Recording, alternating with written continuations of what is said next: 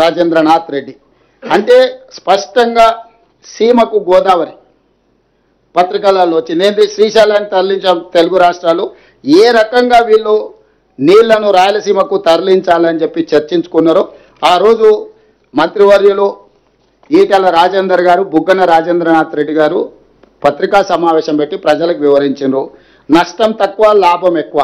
గోదావరి జలాలను రాయలసీమ ప్రాంతానికి తరలించడం ద్వారా, కృష్ణా పెన్నా బేసిన్కు తరలించడం ద్వారా నష్టం తక్కువ, లాభం ఎక్కువ అని ఇద్దరు ముఖ్యమంత్రులు కూర్చొని ప్రగతి భవన్లో 2 గంటలకు పైగా సమావేశమైన జగన్మోహన్ రెడ్డి గారు, అదేవిధంగా చంద్రశేఖరరావు గారు తెలంగాణ నడిగడ్డ ప్రగతి భవన్లో ఆంధ్రప్రదేశ్ ముఖ్యమంత్రి, తెలంగాణ ముఖ్యమంత్రి కూర్చొని గోదావరి జలాలను రాయలసీమ పెన్నా ప్రాంతానికి, కృష్ణా బేసిన్కు తరలించాలని, అదేవిధంగా నిధులు ఇవ్వాల్సిందిగా కేంద్రాన్ని కోరదాం, ఇచ్చి పుచ్చుకునే ధోరణితో ముందుకెళ్దాం.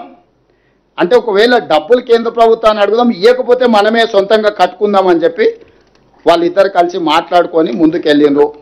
తక్కువ నష్టం, ఎక్కువ భూసేకరణతో గోదావరి కృష్ణా నదుల అనుసంధానం. సో ఈ రకంగా ఈరోజు ఇంత స్పష్టంగా రాయలసీమను రతనాల సీమగా మారుస్తా, ఇవన్నీ కూడా చంద్రశేఖరరావు గారు స్వయంగా మాట్లాడిన మాటలు. ఇప్పుడు నేను తెలంగాణ ప్రజలకు వివరించదలుచుకున్నా.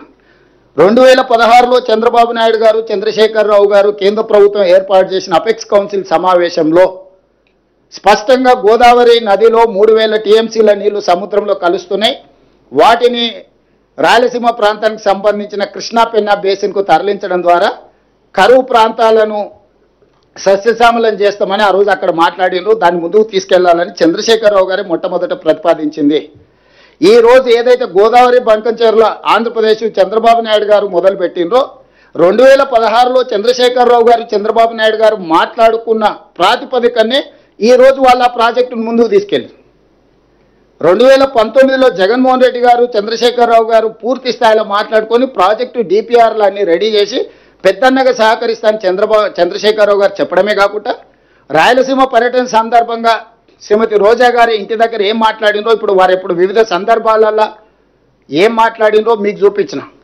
ఇప్పుడు వారు ఇంత స్పష్టంగా గోదావరి జలాలను రాయలసీమకు సంబంధించిన కృష్ణా బేసిన్, పెన్నా బేసిన్కు తరలించడం ద్వారా రాయలసీమను రతనాల సీమలుగా చేస్తా అని చెప్పిన తర్వాత బేసిన్లు లేవు, భేషజాలు లేవు, మేము కలిసి పనిచేస్తాం, కలిసి ముందుకు సాగుతాం, సమర్థుడైన యువకుడు ఆంధ్రప్రదేశ్ ముఖ్యమంత్రిగా జగన్మోహన్ రెడ్డి గారు ఉన్నారు, నేను పెద్దనగా పూర్తిగా సహకరిస్తానని చంద్రశేఖరరావు గారు చెప్పిండ్రు.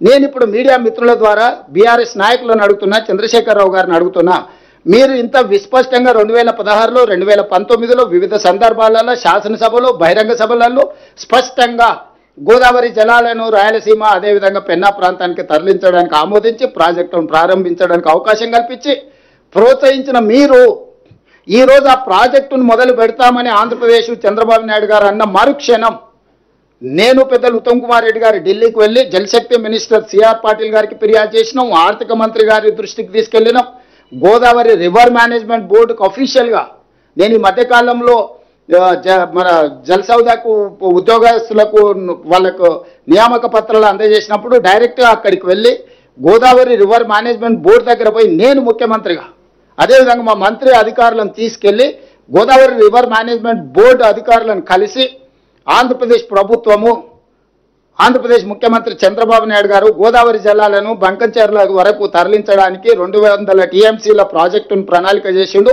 పరోక్షంగా ఇంకొక 100 టీఎంసీలు, ఇది 200 టీఎంసీల ప్రాజెక్టు కాదు, ఇది 300 టీఎంసీల ప్రాజెక్టు.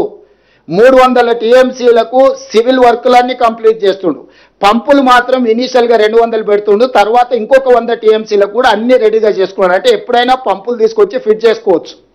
సో కాలువలు కానీ, లేకపోతే టన్నెల్స్ కానీ, లేకపోతే రిజర్వాయర్లు కానీ 300 టీఎంసీలకు సంబంధించిన ప్రణాళికలు సిద్ధం చేసుకొని ఈ వరద జలాలను లిఫ్ట్ చేసే కాదు ఇప్పుడు 200 టీఎంసీలను మాత్రమే లిఫ్ట్ చేయడానికి అవసరమైన పంపు సెట్లు పెట్టుకుంటున్నాడు. ఇది 200 టీఎంసీల ప్రాజెక్టు కాదు, ఇది 300 టీఎంసీల ప్రాజెక్టు. ఆనాడు చంద్రశేఖరరావు గారు 400 టీఎంసీలకు ప్రతిపాదన ఇచ్చిండు. 400 టీఎంసీలు తరలిస్తే 100 రోజుల్లో రోజుకు 4 టీఎంసీలు తరలిస్తే 400 టీఎంసీలు వస్తే 400 టీఎంసీలు వస్తే కృష్ణా బేసిన్లో ఉన్న రాయలసీమకు, అదేవిధంగా పెన్నా బేసిన్లో ఉన్న నెల్లూరు, ప్రకాశం ప్రాంతాలకు కూడా నీళ్లు తరలించవచ్చు, ఆ ప్రాంతం బాగుపడుతుంది, పంటలు పండుతాయని చంద్రశేఖరరావు గారు వారికి సూచన చేసిండు. ఏ కారణాల చేతనో చంద్రబాబు నాయుడు